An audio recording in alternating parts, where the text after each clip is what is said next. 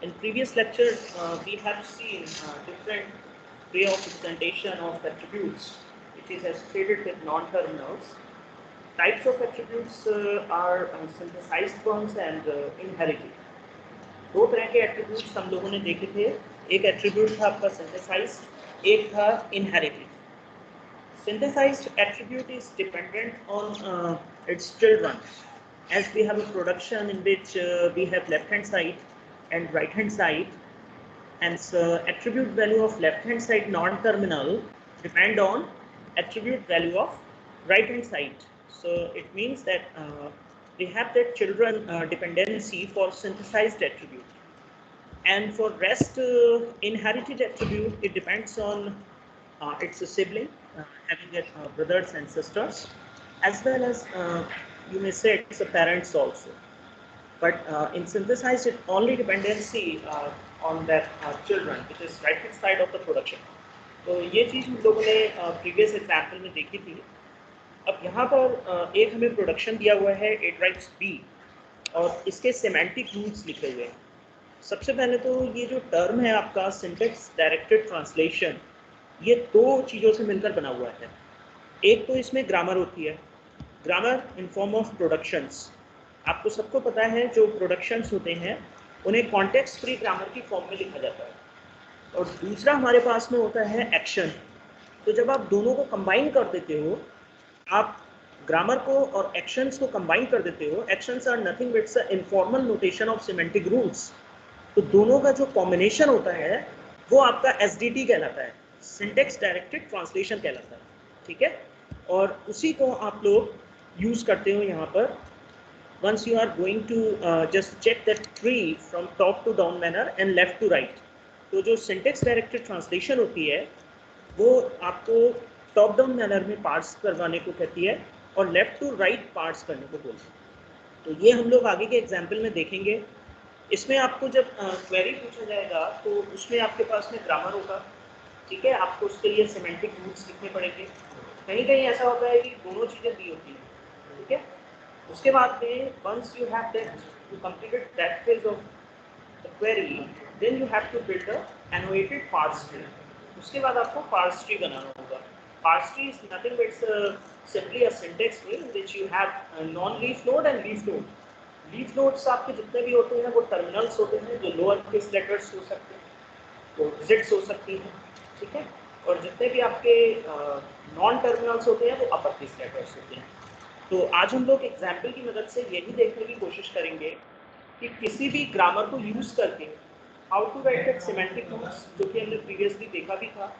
फिर हमारे पास एक एक्सप्रेशन दिया होगा, उस एक्सप्रेशन को यूज़ करके with the help of those production we will have to generate the parse tree. Once we completed that phase, then we easily can identify how many reductions are there. Generally आप जानते हो कि reduction आपके तभी होंगे जब आपको non leaf node मिलेगा. ठीक है, क्योंकि लेफ्ट हैंड साइड जो नॉन टर्मिनल है वो राइट हैंड साइड को रिप्लेस कर रहा है. तो रिडक्शन हर बार तब आपको अपीयरेंस में आएगा जब नॉन लीफ नोड आपके पास में अकर हो जाएगा इन द पार्ट्स में. तो वो जो प्रैक्टिस है we will see those things also. यहाँ पे देखिए इन्होंने प्रोडक्शन के रिस्पेक्ट में दो सिमेंटिक रूल्स दिए हुए हैं. एस का मतलब है सिंथेसाइज्ड एट्रीब्यूट्स, आई का मतलब है इनहेरिटेड एट्रीब्यूट्स. अब देखिए यहाँ पे डिपेंडेंसी हो गई B.I. इसका मतलब है कि B जो नॉन टर्मिनल है इसकी जो एट्रीब्यूट वैल्यू है इसकी डिपेंडेंसी A के ऊपर हो रही है. ठीक है, और A की डिपेंडेंसी B के ऊपर हो रही है. तो यहाँ पे एक तरह से सर्कुलर फिनोमिना हो गया कि एक दूसरे के नॉन टर्मिनल्स का डिपेंडेंसी हमें यहाँ पे दिख रहा है. ठीक है, तो A.S that is equate with B, तो उसका मतलब ये हो गया कि यहाँ पर जो A का वैल्यू है और जो B का वैल्यू है वो एक दूसरे पे डिपेंडेंट है. You can not identify exact value without other. तो यही चीज़ यहाँ पे लिखी हुई है. These rules are circular. It is impossible to evaluate either A.S at node n or B.I at the child of n without first evaluating the other.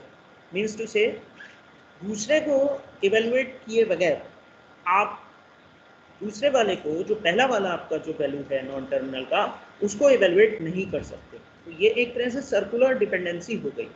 The circular dependency of A.S and b dot I at some pair of nodes in a parse tree.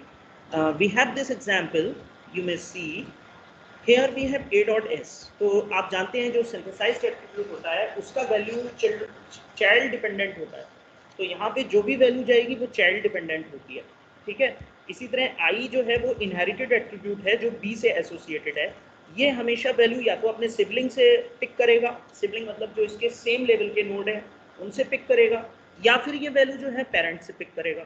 तो यहाँ पर आप देख रहे होंगे कि जो value pick हो रही है वो पेरेंट नोड से आ रही है, और एस एट्रीब्यूट का जो वैल्यू है वो चाइल्ड नोड से जा रहा है। तो ये एक तरह की सर्कुलर आपका डिपेंडेंसी शो कर रहा है। इट मीन्स टू से you cannot find the value of the synthesized attribute which is associated to the non-terminal capital A without having the value of that inherited attribute which is associated to B, and vice versa also. You can't identify the value of the inherited attribute I without having the value of the synthesized attribute of A. तो इस तरीके की जो dependency होती है वो circular dependency कहलाती है। इसमें एक चीज़ और इंटरेस्टिंग है, अगर आप लोगों ने डेटा स्ट्रक्चर पढ़ा होगा, ऑब्वियस है कंप्यूटर साइंस के बच्चे हैं तो डेटा स्ट्रक्चर पढ़ा होगा, उसमें जब हम ट्री की बात करते हैं तो हम एक असाइक्लिक स्ट्रक्चर की बात करते हैं। हम अलाउ कर ही नहीं सकते ट्री के अंदर किसी साइकिल को, क्योंकि cycle it's simply a cyclic process, it is continuous process. जबकि जो ट्री स्ट्रक्चर होता है उसमें आप साइकिल को अलाउ नहीं कर सकते। It should be a structure which is having there is no cycle, okay, which should be a cyclic structure. तो वो वाली डिपेंडेंसी यहाँ पे शो हो रही है, ठीक है। तो इस एग्जाम्पल में इसी चीज़ को समझाया गया है कि सिंथेसाइज्ड एट्रीब्यूट और इनहेरिटेड एट्रीब्यूट का एक दूसरे के ऊपर सर्कुलर डिपेंडेंसी है। अब यहाँ पे देखिए एग्जाम्पल लिया गया है, this is the expression we have to solve. अगर हम इसे मैनुअली देखें it's very easy task to complete. आपको क्या करना होगा, 3*5 + 4। So firstly you will just find out the result of this multiplication which is having that 15 and then you just add this 4। एन आप सबको मालूम है ये एक एंड मार्कर की तरह यूज हुआ था, तो यहाँ पे 15 + 4 19 आपका आंसर आ रहा है। It is very easy to solve mathematically, but जब हमें इसको पार्स ट्री के रिप्रेजेंटेशन में दिखाना होगा तो फिर उसके लिए हमें दो चीज़ें चाहिए होंगी। एक तो हमें ग्रामर चाहिए होगी, ठीक है, जिस ग्रामर के लिए हमें सिमेट्रिक रूल्स लिखने होंगे, या ये कह लीजिए हमें उसके लिए एक्शंस लिखने होंगे। तो थोड़ा सा समझने की कोशिश करते हैं कि ये जो पार्स ट्री डिज़ाइन हुआ है ये इस एक्सप्रेशन के लिए किस तरह से डिज़ाइन किया गया है। We just move to the previous slide and we just try to identify this. Before having this, here is an statement. Figure this 5.3, which one that I have shown you, shows an annotated parse tree for the input string. तो आपको एक तो input string दी हुई है, ठीक है, constructed using the grammar and rules. जो अभी मैं बता रहा था, आपको इसमें ग्रामर प्रोडक्शन यूज करने हैं और आपको रूल्स यूज करने हैं। और फिगर 5.1, तो प्रीवियस हमने जो पिछले लेक्चर में इसको डिस्कस किया था उस ग्रामर को आपको यहाँ पे यूज करना है। 5.1 you have to use similar sort of grammar over there. This grammar you have to use. तो आपको मैंने बताया था कि सिमेंटिक रूल्स हम कैसे लिखते हैं, एक बार फिर से समझ लेते हैं। देखिए एल राइट्स ई है, ठीक है, तो वेल यहाँ पे हमने एट्रीब्यूट लिया था, यहाँ पे लिखा भी होगा val is an attribute which is working as synthesised attribute. Each of the non terminal has a single synthesised attribute called well.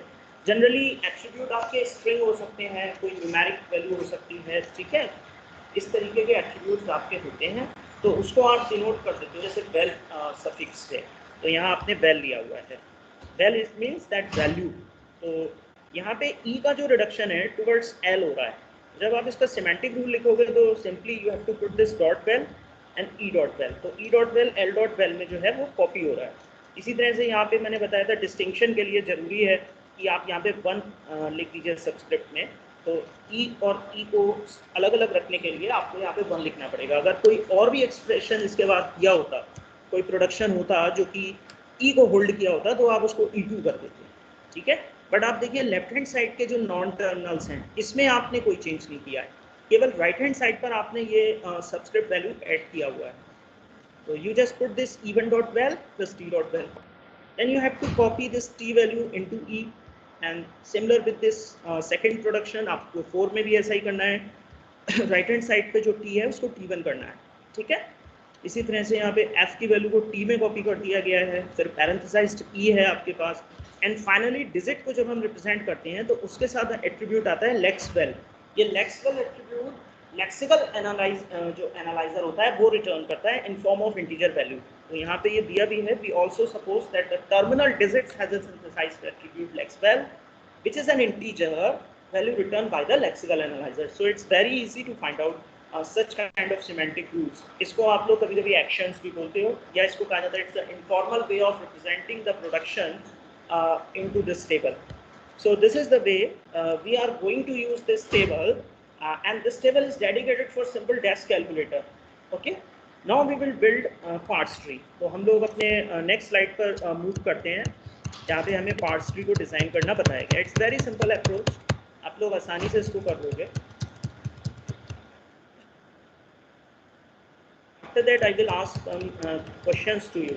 C, start with this, we have this production, okay, 3 into 5। तो क्योंकि सबसे पहले ये product आपका evaluate होगा, उसके बाद इसका जो रिजल्ट आएगा वो +4 कर देगा, ये आप सब लोग जानते हो। तो आपने वहाँ पे अगर एक्सप्रेशंस देखे हो तो उस एक्सप्रेशंस के अंदर सबसे पहले स्ट्रिंग का मतलब ये होता है 3 into 5। तो आपको इस तरह का प्रोडक्शन देखना है जो भी डिजिट्स लेकर आए, ठीक है। तो आपने वहाँ पे जो प्रोडक्शन देखा होगा f टाइप्स id टाइप का, तो वो यहाँ पे काम करेगा क्योंकि वही आपका डिजिट रिटर्न कर रहा है in form of integer value. तो सबसे पहले लीव्स में आपने यहाँ पे 3 असाइन कर दिया क्योंकि स्ट्रिंग में आपका 3 दिया हुआ है, और ये जो प्रोडक्शन है आपका ये रिड्यूस किस में हो रहा है, f में रिड्यूस हो रहा है।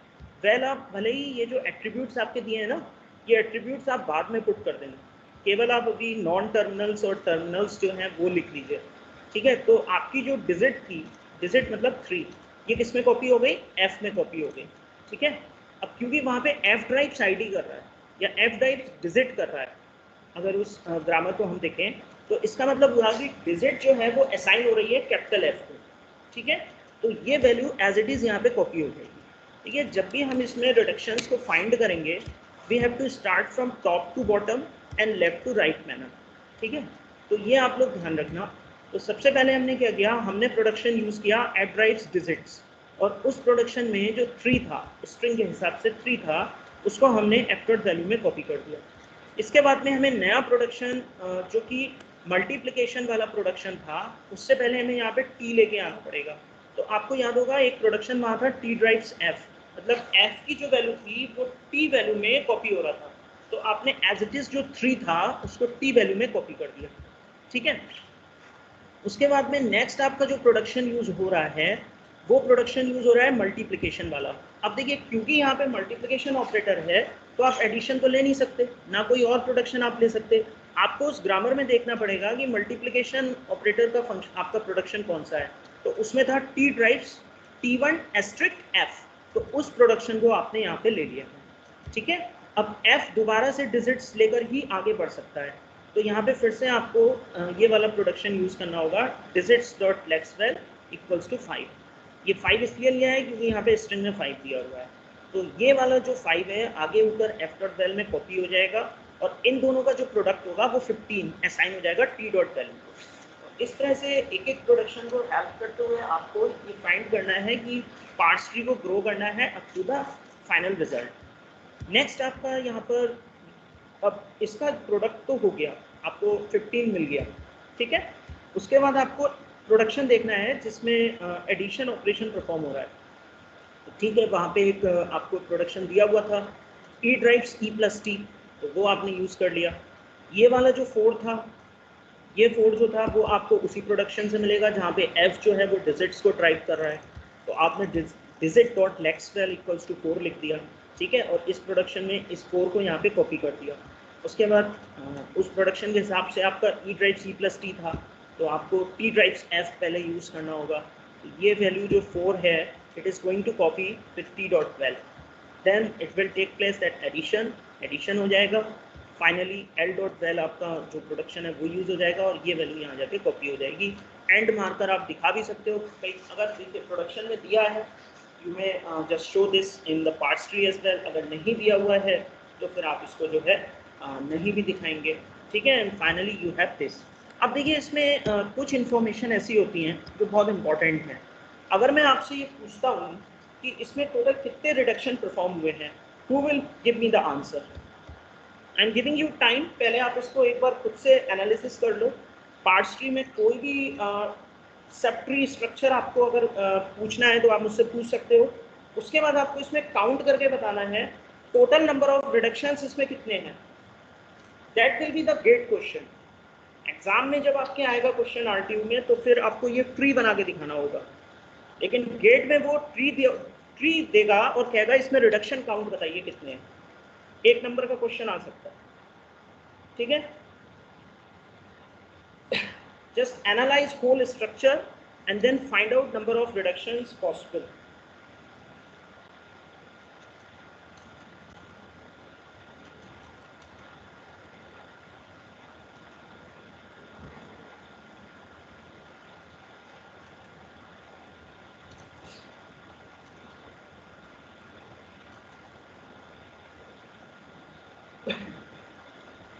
देखिए इसको बनाने का एक तरीका और भी है।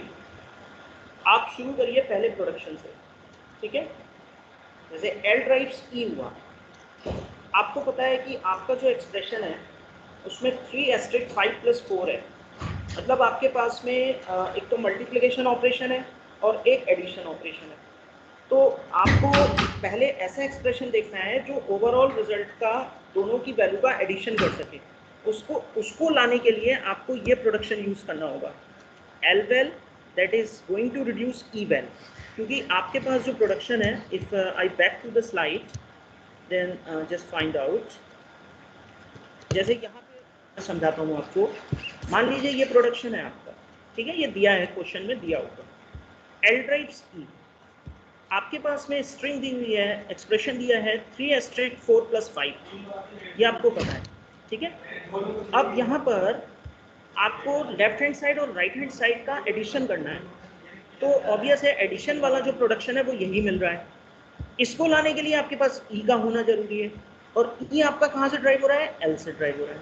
तो जब आप टॉप डाउन मैनर में इसको बनाओगे, you start from L, L is going to derive E, capital E को एल ड्राइव कर रहा है, ठीक है। पहले आप ये प्रोडक्शन यूज करेंगे, बना लिया। उसके बाद में E is driving E1+T, obvious है आप इसको लिखोगे। फिर आपको पता है कि अब इस ई को मुझे एक्सपेंड करना होगा पहले, क्योंकि मेरे पास में जो एक्सप्रेशन है वो 3*4+5 इस फॉर्म का है। तो आपने इस ई को आगे डिराइव कर दिया टी के लिए, और टी ने फर्दर इसे ड्राइव कर दिया T*F के लिए, ठीक है। एफ से फिर ये रिड्यूस होकर डिजिट्स में आ गया। तो आपको जो पहला आपका जो लेफ्ट हैंड साइड डिजिट्स था 3, वो आपको यहाँ पे मिल गया, ठीक है। वो आगे जाके कॉपी हो गया टी के अंदर, उसको आगे कॉपी कर दिया ई के अंदर, ठीक है। तो टी के अंदर कॉपी होने के बाद इधर आपके पास अभी आपको चाहिए 4। तो एफ के लिए भी आपको एक ऐसा डेरिवेशन चाहिए जो कि आपको डिजिट्स दे सके, तो आप इस प्रोडक्शन को यूज करोगे। And finally you make this product, and then you just compute the value, final value of the expression. तो अगर आप इसको टॉप टू बॉटम मैनर में बनाना चाहते हो, टॉप डाउन मैनर में बनाना चाहते हो, तो वो भी आप बना सकते हो। पहले आप इसके सारे एक स्केलेटन तैयार कर लीजिए, और स्केलेटन तैयार करने के बाद में आप इसके जितने भी एट्रीब्यूट्स हैं जहाँ जहाँ पर भी हैं उनको आप ऐड कर दीजिए, ठीक है। चलिए, Mohit, hello Mohit, are you listening me?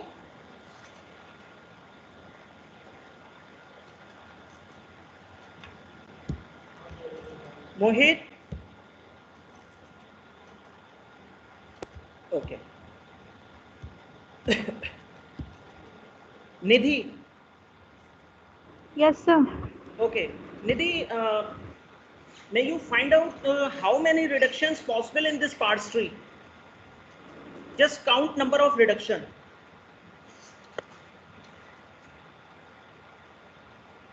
This is 1 mark question. आप रिडक्शन से मतलब समझते हो क्या होता है? अगर मैं रिडक्शन बोल रहा हूं तो उसका मतलब आपको समझ में आता है?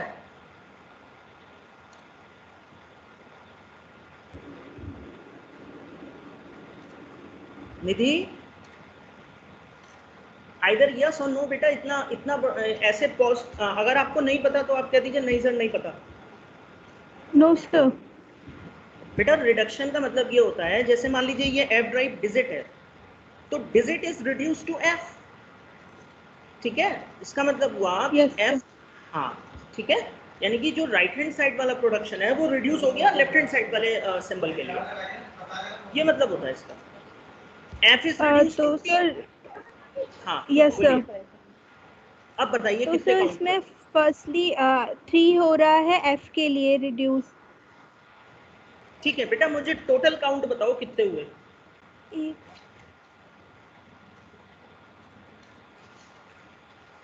टोटल काउंट मुझे बताइए कितने हुए।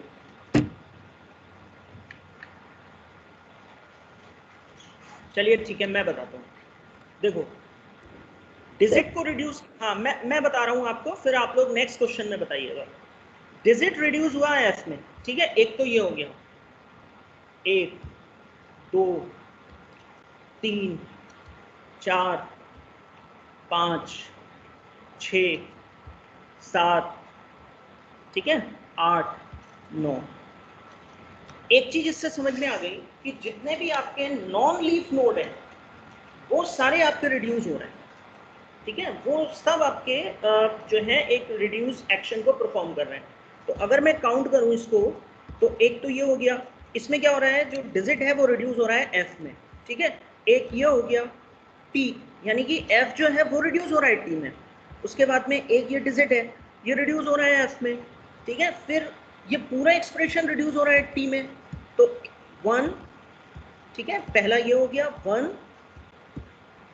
2 3 4 5 6 7 8 एंड 9।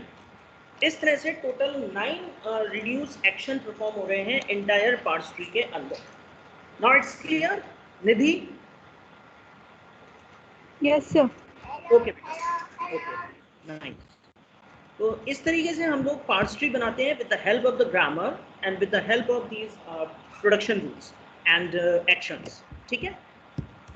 अब देखिए इसमें जो एग्जाम्पल दिया हुआ है उसमें इन्होंने इनहेरिटेड एट्रीब्यूट्स और सिंथेसाइज्ड एट्रीब्यूट को यहाँ पे शो किया हुआ है। जैसा डेफिनेशन में आप लोगों को मैंने बताया था कि जो सिंथेसाइज्ड एट्रीब्यूट्स होते हैं वो चिल्ड्रन डिपेंडेंट होते हैं, उनकी dependency right hand side production पे होती है, और जो आपके इनहेरिटेड एट्रीब्यूट्स होते हैं उनकी डिपेंडेंसी सिबलिंग्स पे होती है और पेरेंट मोड पे होती है।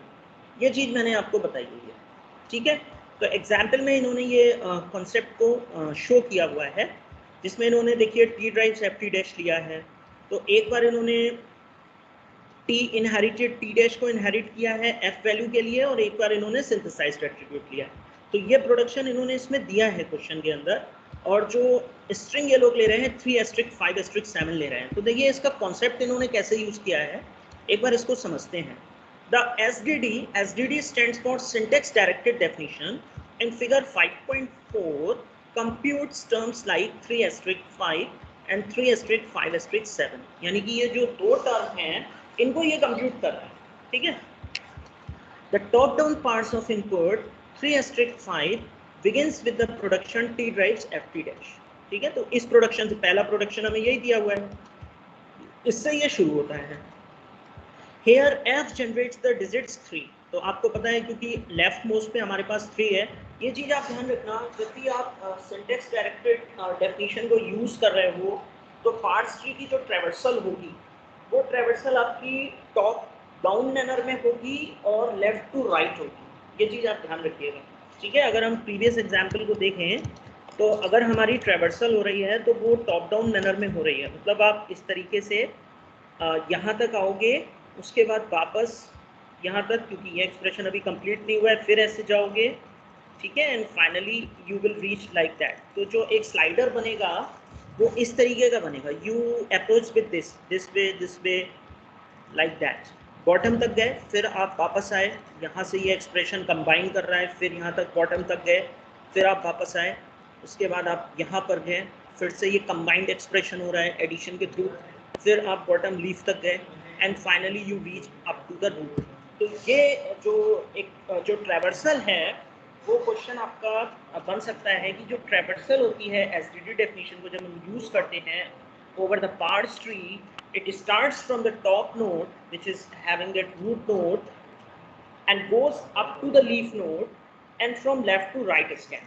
इस तरीके से ये ट्रैवर्सल आपकी होती है। ठीक है, चलो तो मैं पीछे इसमें जो हम लोगों ने एग्जाम्पल अभी देखा है उसको हम लोग थोड़ा सा समझने की कोशिश करते हैं।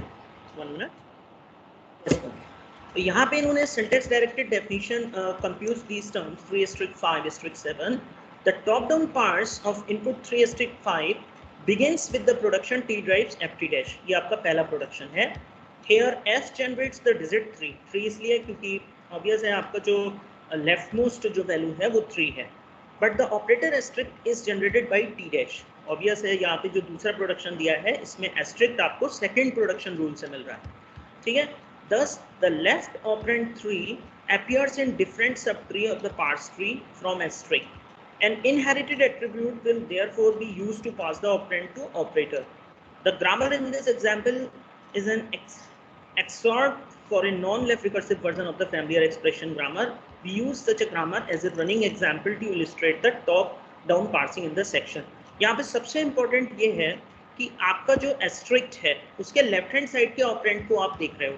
ठीक है, each of the non terminal T and F has a synthesised attribute val. तो अगर हम टी और एफ का देखें तो ये सिंथेसाइज्ड एट्रीब्यूट बोल रहे हैं कि ये दोनों सिंथेसाइज्ड एट्रीब्यूट हैं। कोई बता सकता है कि वेल को हम सिंथेसाइज्ड एट्रीब्यूट क्यों कह रहे हैं? एनीवन?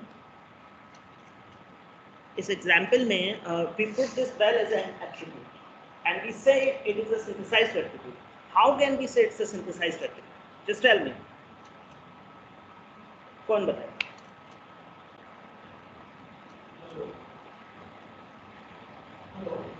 Synthesized attribute आपको पता है चिल्ड्रन डिपेंडेंट होते हैं।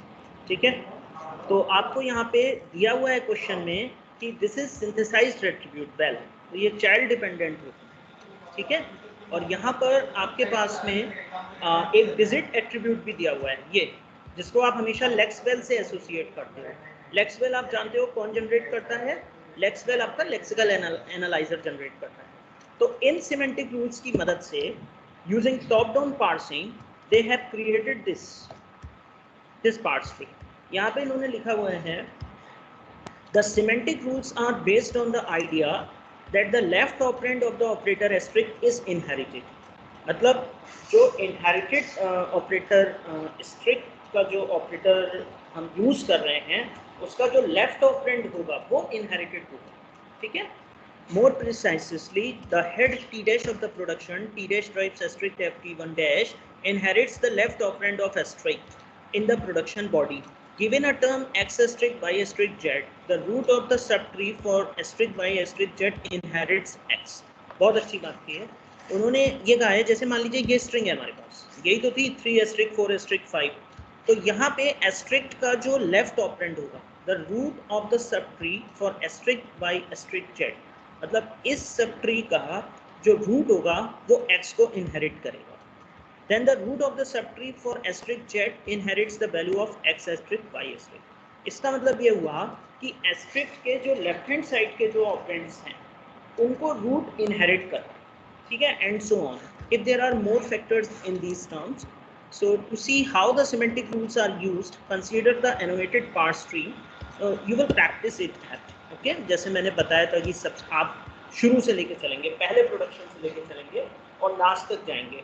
तो आपको तो क्या करना है 3 into 5 into जो भी आपकी वैल्यू थी वो वहाँ तक लेकर आना है, तो रिजल्ट आपका जो है 15 आ जाएगा, क्योंकि वो दो वैल्यू कंप्यूट कर रहे हैं 3 into 5 और 3 into 5 into 4 लाइक दैट। तो यहाँ पे इन्होंने 3 into 5 का रिजल्ट दिया है 15।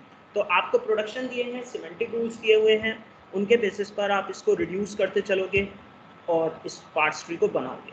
ठीक है, तो यहाँ पे इन्होंने जैसे पहले प्रोडक्शन लिया है T derives F T dash. ठीक है, फिर एफ को रिड्यूस करने के लिए इन्होंने एफ ड्राइव्स डिजिट्स को यूज़ कर लिया है। इसी तरह से यहाँ पे एस्ट्रिक्ट आ गया, एफ ड्राइव्स डिजिट्स ये प्रोडक्शन यूज़ कर लिया है, तो 5 यहाँ कॉपी हो गया और फाइनली इन्होंने इसका मल्टीप्लिकेशन यहाँ 15 कर दिया है और ये 15 आगे जाके कॉपी कर दिया है और सभी की वैल्यू इन्होंने रीअसाइन कर दी है। ठीक है, तो इस तरीके से ये पार्स ट्री बनाया है। अभी आप लोगों को लग रहा होगा कि यार एक लेवल पर यहाँ पे 2 वैल्यू दिखाई गई हैं, तो अगर आप अपने प्रोडक्शन रूल्स देखो और उसके सिमेंटिक एक्शंस देखो, सिमेंटिक एक्शंस में उन्होंने ऑलरेडी ये चीज़ शो की हुई है, एक प्रोडक्शन के लिए 2-2 रूल्स दिए हुए हैं यहाँ पे, इसलिए हमने वहाँ पे ट्री में इसे शो किया हुआ है। ठीक है, अब एक चीज़ आपको क्लियर होगी कि टी डैश इनहेरिटेड यहाँ पे 3 क्यों लिया गया, कोई बता सकता है ये 3 क्यों लिया गया, इसको 3 यहाँ पे क्यों असाइन है, एनीवन? ये 3 इसलिए लिया गया है क्योंकि ये अपने सिबलिंग से वैल्यू पिक कर रहा है। ठीक है, इनहेरिटेड अपने सिबलिंग से वैल्यू पिक करता है, तो यहाँ पे ये 3 यहाँ पे कॉपी हो जाएगा। 15 आपका सिंथेसाइज्ड है, ये अपने चाइल्ड से करता है, और आप देखिए एस्ट्रिक्ट ऑपरेटर यहाँ यूज हुआ है, तो 3 एस्ट्रिक्ट 5 15, तो यहाँ पे वैल्यू 15 हो गई।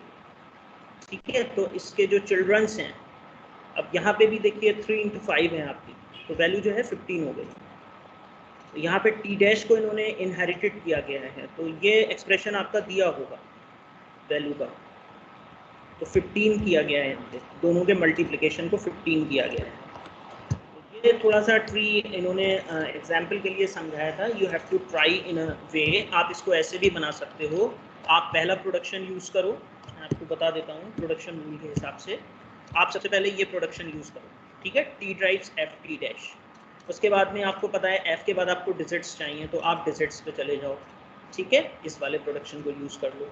उसके बाद आपको पता है कि आपके पास में जो वैल्यू है वो 3 एस्ट्रिक्ट 5 है, तो एस्ट्रिक्ट आप तभी यूज़ कर पाओगे जब आपके पास में एस्ट्रिक्ट वाला ऑपरेटर होगा, तो आप इस प्रोडक्शन को यूज़ कर लो, तो टी डैश को एक्सपैंड कर दो, उसके बाद एफ की डिजिट्स फिर से ले लो, तो एफ एक बार तो आपका 3 आ जाएगा, एक बार 5 आ जाएगा, उन दोनों का प्रोडक्ट आप यहाँ पे असाइन कर दो, ठीक है, और प्रोडक्ट असाइन करने के बाद में फाइनल रिजल्ट आप यहाँ पे लेवल पे पुट कर दो। यही चीज़ इन्होंने यहाँ पे की होगी, देखने में थोड़ा कॉम्प्लिकेटेड लग रहा है बट इट्स वेरी सिंपल। देखिए पहले इन्होंने ये वाला प्रोडक्शन लिया एफ टी डैश, एफ को इन्होंने रिड्यूस करके डिजिट्स में लिया, फिर इन्होंने टी डैश को एक्सपेंड किया, तो यहाँ पे इन्होंने एस्ट्रिक वाला प्रोडक्शन ले लिया, यहाँ पे 3 कर दिया, एफ को रिड्यूस करके 5 कर दिया, और यहाँ वैल्यू 15 करके लेवल पे असाइन कर दी। तो इस तरह से भी अगर आप बना के आ जाओगे you will have full out of full marks. थोड़ा सा इसको प्रैक्टिस कीजिएगा, पूरा डिटेलिंग इसमें दिया हुआ है।